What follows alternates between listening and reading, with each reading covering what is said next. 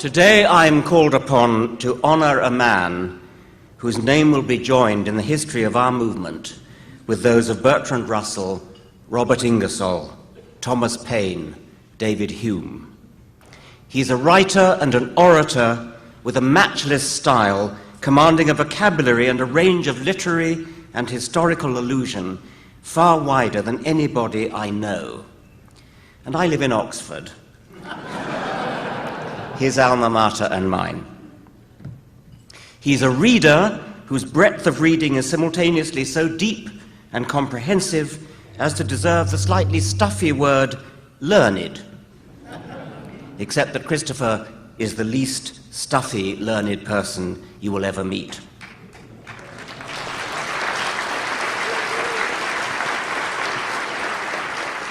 He is a debater who will kick the stuffing out of a hapless victim, yet he does it with a grace that disarms his opponent while simultaneously eviscerating him. He's emphatically not of the all-too-common school that thinks the winner of a debate is he who shouts loudest. His opponents may shout and shriek, indeed they do, but Hitch doesn't need to shout. His words, his polymathic store of facts and allusions, his commanding generalship of the field of discourse, the fork lightning of his wit. I tried to sum it up in my review of God is Not Great in the Times of London. There is much fluttering in the dovecots of the deluded, and Christopher Hitchens is one of those responsible. Another is the philosopher A.C. Grayling. I shared a platform with both. We were to debate against a trio of, as it turned out, rather half-hearted religious apologists. Of course, I don't believe in a God with a long white beard, but I hadn't met Hitchens before, but I got an idea of what to expect when Grayling emailed me to discuss tactics. After proposing a couple of lines of attack for himself and me, he concluded, "And Hitch will spray AK-47 ammo at the enemy," in characteristic style.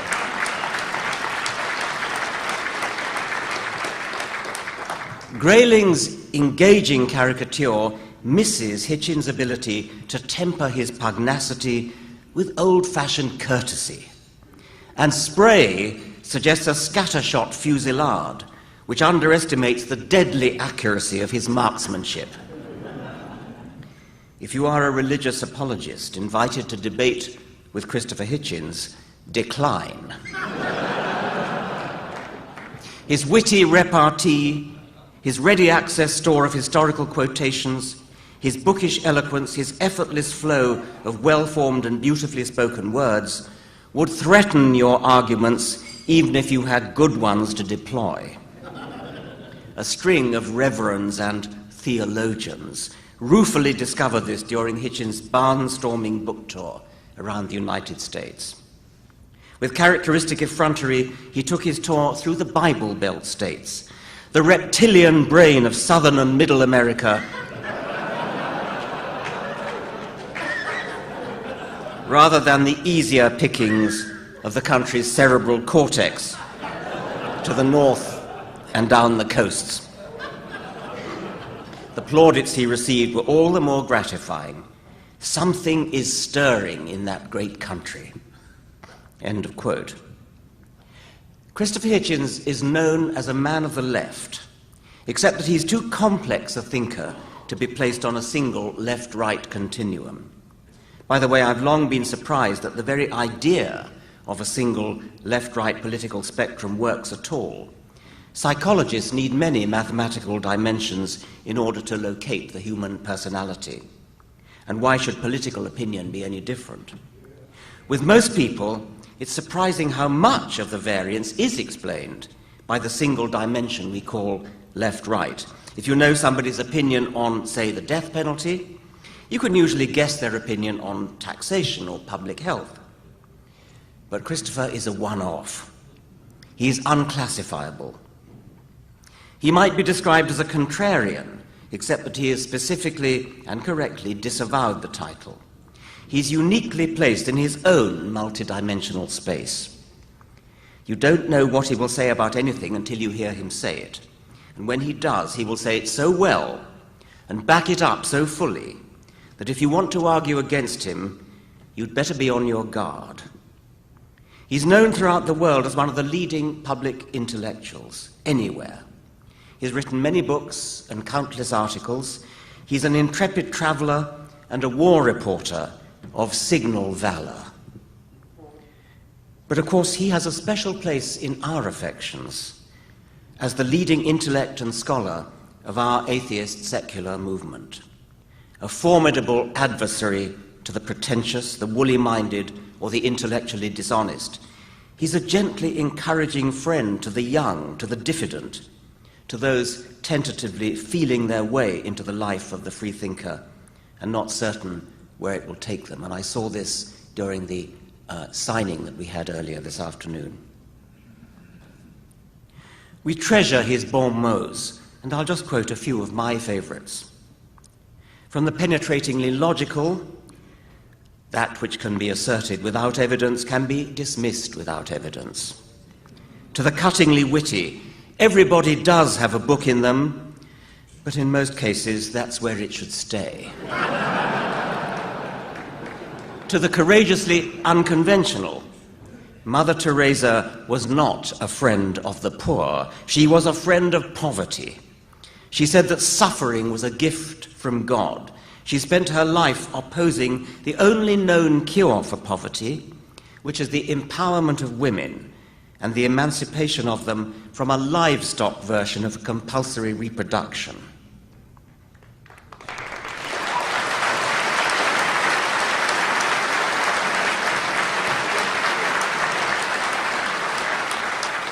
The following is vintage Hitch. I suppose that one reason I've always detested religion is its sly tendency to insinuate the idea that the universe is designed with you in mind, or even worse, that there is a divine plan into which one fits, whether one knows it or not. This kind of modesty is too arrogant for me. And what about this? Organized religion is violent, irrational, intolerant, allied to racism, tribalism and bigotry, invested in ignorance and hostile to free inquiry, contemptuous of women and coercive towards children. And this, everything about Christianity is contained in the pathetic image of the flock. His respect for women and their rights shines forth. Who are your favorite heroines in real life? The women of Afghanistan, Iraq and Iran, who risk their lives and their beauty to defy the foulness of theocracy. Though not a scientist, and with no pretensions in that direction, he understands the importance of science in the advancement of our species and the destruction of religion and superstition. One must state it plainly.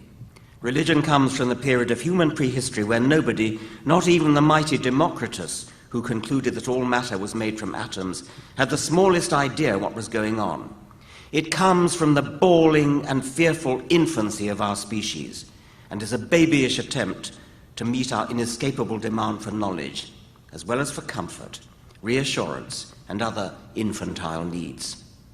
Today, the least educated of my children knows much more about the natural order than any of the founders of religion. He has inspired and energized and encouraged us. He has us cheering him on almost daily. He's even begotten a new word, the hitch slap.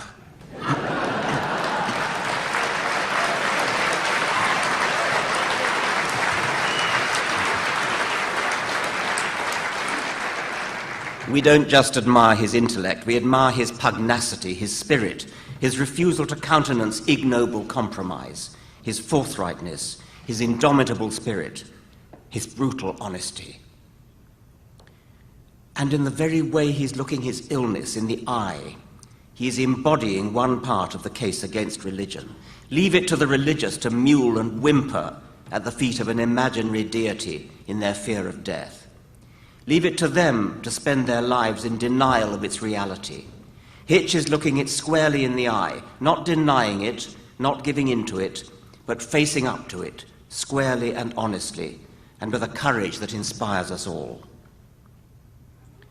Before his illness, it was as an erudite author and essayist, a sparkling, devastating speaker, that this valiant horseman led the charge against the follies and lies of religion.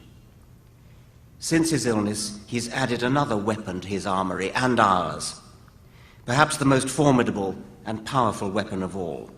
His very character has become an outstanding and unmistakable symbol of the honesty and dignity of atheism, as well as of the worth and dignity of the human being when not debased by the infantile babblings of religion. Every day he's demonstrating the falsehood of that most squalid of Christian lies, that there are no atheists in foxholes. Hitch is in a foxhole, and he's dealing with it with a courage, an honesty, and a dignity that any of us would be and should be proud to be able to muster.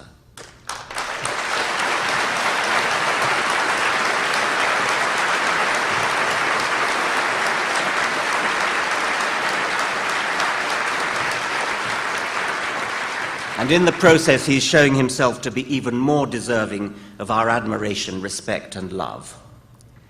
I was asked to honour Christopher Hitchens today. I need hardly say that he does me the far greater honour by accepting this award in my name. Ladies and gentlemen, comrades, I give you Christopher Hitchens.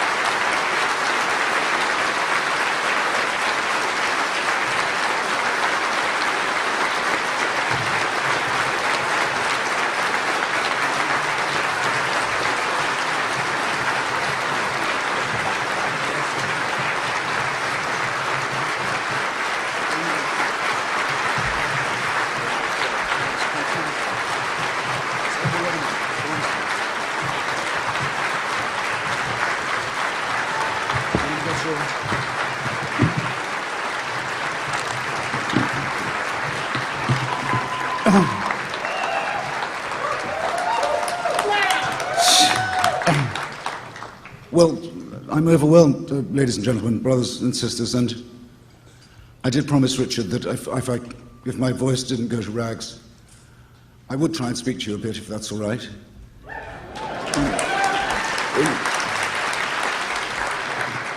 In acknowledgement, but I do so acutely aware that I'm the one standing between you and the Saturday night fever, and the bars and the entertainments and so forth. And also we have a Q&A, we hope. So I'll be terse. As far as it lies within my power, I once got involved, through no fault of my own, in a presidential impeachment in Washington. Well, you may remember we had to learn a lot about a woman called Jennifer Flowers. Do you recall? Name spelled with a G. Bertram Wooster, P.G. Woodhouse's great hero, said, always beware of women who spell Gladys with a W or anything like. Anyway, heedless of this, the president plunged on. In the course of this, I had to discover about her that she'd once entered a Marilyn Monroe lookalike contest and had come fourth. You may picture, therefore, comrades, my emotions at receiving not just the Richard Dawkins Prize, but the Richard Dawkins Prize from his own hands.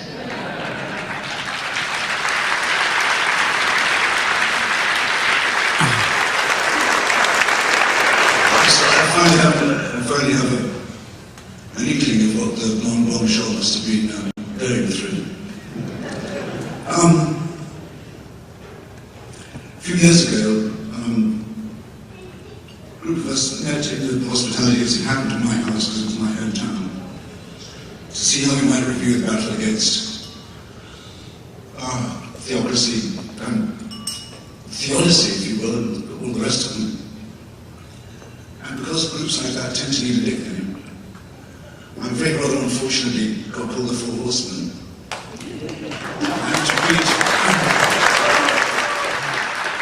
I have to plead partly guilty of that myself. I thought I'd better come up with something before anyone else did. and it was supposed to be the four horsemen of the counter-apocalypse.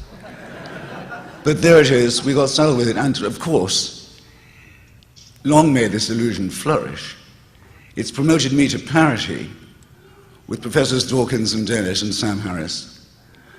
And I have set my whole life, I'd like to think, against the spread of delusion, rather wish this one a fair wind. It's rather nice to be associated in that company. It is true, however, that if we hadn't done it, someone was going to. There was going to have to be some kind of a pushback against what we could see coming. It was going to be a volunteer effort. It was going to communicate itself that way. How else were we going to reply to the increasing menace, rising menace of Islamic jihad? How are we going to, for example, deal with the emergence of probably the most reactionary papacy since the mid-19th century? How are we going, excuse me, I'm so sorry, I have to cough for a little bit. I was afraid this would happen. I do terribly apologize. A very reactionary Eastern Orthodox church, if it comes to that, as well, the Eastern Catholic forces. Thank you. Now arranged, many of them, behind the dark and sinister figure of Vladimir Putin. Then one mustn't exempt, of course, the millennial settlers in Palestine who believe that by bringing in as many fanatics of Jewish origin as they can and forcing out as many Palestinian Arabs as they can, they may bring on the Messiah and indeed the apocalypse, and look forward to the common destruction of our species with relish. And this, I think, lays a special responsibility upon us, particularly because the backers of these people tend to be in the United States. And though many of them don't like the Jewish people and have no love for all those who haven't accepted Jesus as their personal savior, they nonetheless are prepared to support extreme Jews, rather as the rope used to support the hanging man, make use of him while he brings on the Messiah, and then our reign of tribulation can begin too. What a wonderful bargain to be offering a democratic country. Richard is sometimes accused, you've heard it, of being overstrident. Before my voice went, I sometimes got accused of it too. It's a bit more reasonable in my case. I'm a sort of street-fighting polemicist from way back. I ask for it and I get it and I can dish it out. Richard is the defender of a great discipline, a wonderful discipline, biology, with revolutionary and transformative power in the way we think, in our attitudes to medicine, into our attitudes to our origins, and to finding out how beautiful and rare and wonderful, even miraculous, reality really is when we look it in the face. How should he not be strident to see his discipline being attacked and defamed, to see attempts being made to drive it out of the academy, to have the pseudo-scientific garbage taught now under the rubric of equal time. In the old days, the fundamentalists, if they could ban something, did ban it, as the Scopes trial proved. Losing that battle, they decided to go for equal time, an American way, fairness. Now they want it to be a sort of civil liberties and free speech issue. They've even got President Bush at one point to say, let's teach the debate. Well, by all means, let's teach the debate. But only in history class, or perhaps in civics. What we're not going to have is, well, boys and girls, I hope you enjoyed the chemistry period. Be ready for alchemy when you come back after the break.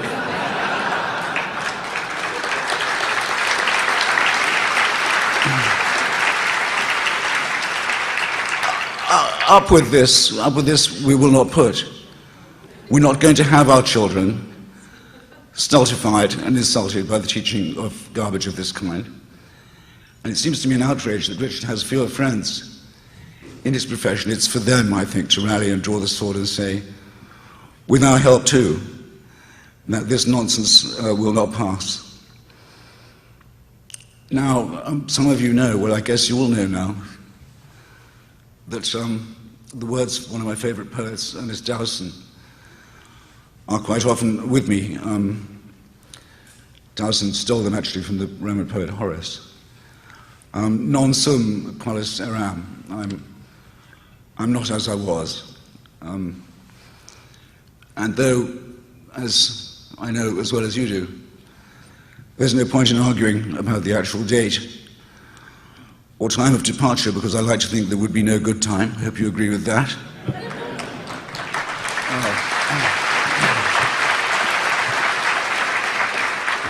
There would always be something that I urgently felt I ought to do or say, and one mustn't repine or give in to self-pity about that. But at this present moment, I have to say, I feel very envious of someone who's young and active and starting out in this argument.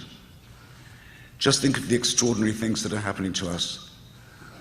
Go, for example, to the Smithsonian Museum, to the new, I hope you've done it,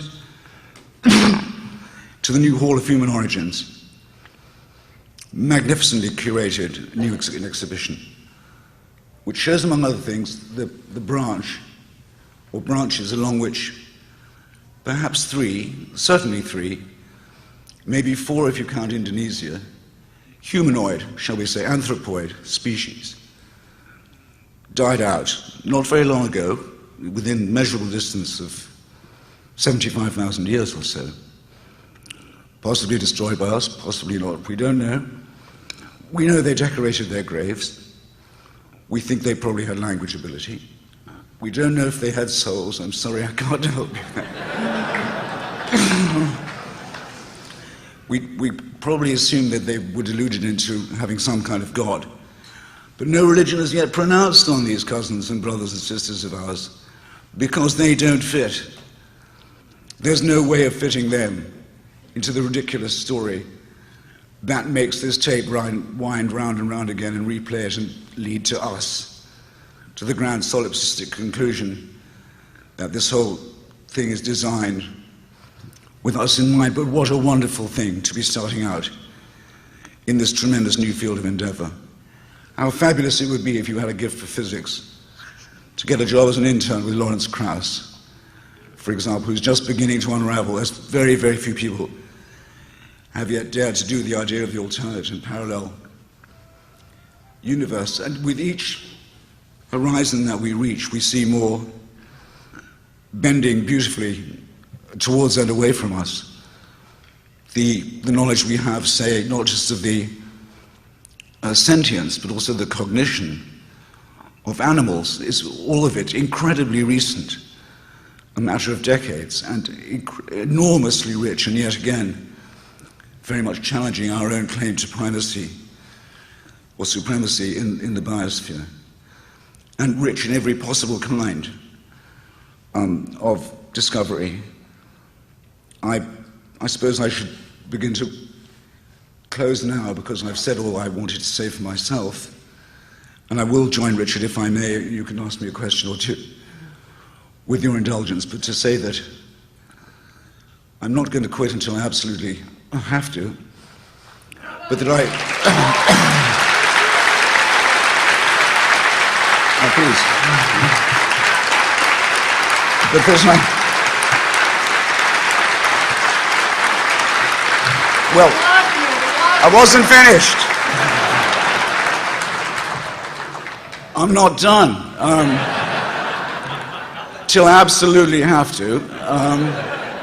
But I so envy those who could glimpse. I only mentioned 3 or 4 of the things that have magnetized and charmed and gratified me to think about in the recent past, and how much I hope that each of you forms some such ambition this evening and carries it forward. In the meantime, we have the same job we always had, to say as thinking people and as humans that there are no final solutions.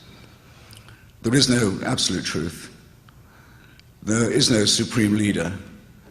There is no totalitarian solution that says that if you will just give up your freedom of inquiry, if you will just give up, if you will simply abandon your critical faculties, a world of idiotic bliss can be yours. You will certainly lose the faculties, and you may not know as a result that the idiotic bliss is even more idiotic than it looks. But we have to begin by repudiating all such claims. Grand rabbis, chief ayatollahs, infallible popes, the peddlers of surrogate and mutant quasi-political religion and worship, the dear leader, the great leader. We have no need of any of this. And looking at them and their record and the pathos of their supporters, I realized that it is they who are the grand impostors, and my own imposture this evening was mild by comparison. Thank you very much.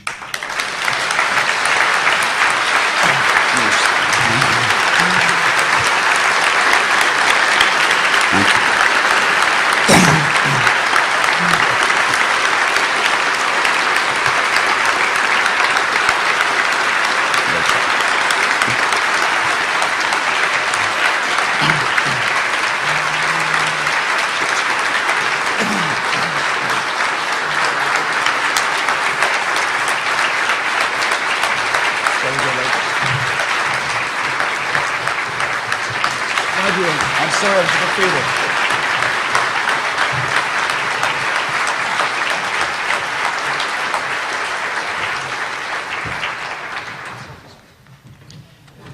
I should have said that the award is a beautiful collection of fossils, a nautiloid cephalopod from the Devonian era.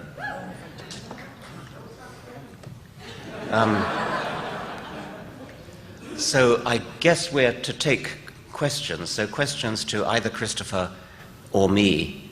And shall you sit down? Shall I bring the microphone round? As long as I've got a microphone. Yeah, Is okay. it lovely? We could sit together. Or I could stand. No, all right. Yeah. Go ahead. Cat, got your tongue? I have no question. I just wish to thank you, sir, for making my life for 35 years a rational life. Thank you very much.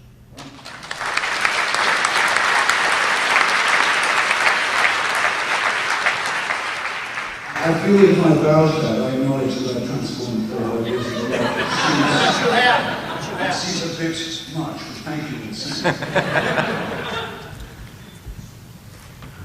Why in the world can't I have a hero like you?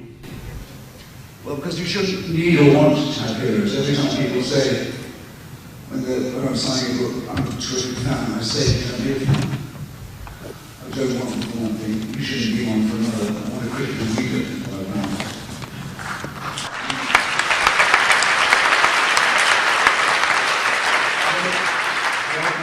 One of my great heroes of the left, and still, however one changes, would be Eugene Victor-Jess. I'm sure some of you know what I'm talking about. That was many years unlike, anyway. Very famous as next to people protesting against the First World War in Richmond was. In Milwaukee, I believe, he said to the crowd who adored him, he says, I would not lead you into the promised land even if I could.